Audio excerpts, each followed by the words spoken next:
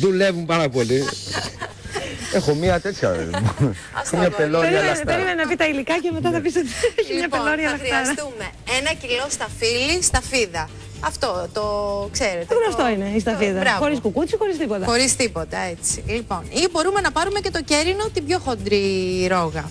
Λοιπόν, εδώ έριξα βανίλιες, 800 γραμμάρια ζάχαρη, αρωματίζω με τις βανίλιες, πυρέξ, γιατί θα πάει στο φούρνο το γλυκό, δεν θα γίνει στην κατσαρόλα. Λοιπόν, σταφύλι, πλυμμένο, καθαρισμένο πάρα πολύ καλά, έτσι, και ρίχνω τη ζάχαρη, 800 γραμμάρια μαζί. Τη συνέχεια με θα τη δείξεις μετά το μπανάκι που θα πάρει το παπάκι. Α, ωραία, γιατί θα κάνω και εγώ το παπί με μας.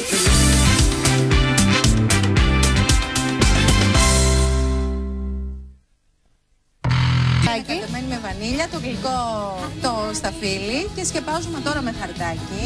Αυτό είναι σαν φίλο εντάξει, Ναι, το έχω βρέξει, γι' αυτό γίνεται έτσι.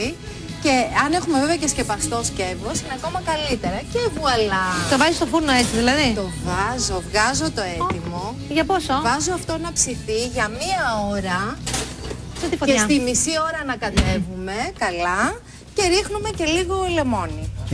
Μισό λεμόνι για να μην σιροπιάσει. Μετά λοιπόν έχουμε αυτό το αποτέλεσμα. Παρακαλώ. Κυρίες μου, μην ξεχάσετε το γάντι μέσα στην κουζίνα γιατί μπορεί να πάρει φωτιά. Σου είπα ότι ξέχασα το γάντι μια φορά. Εσύ? Ναι.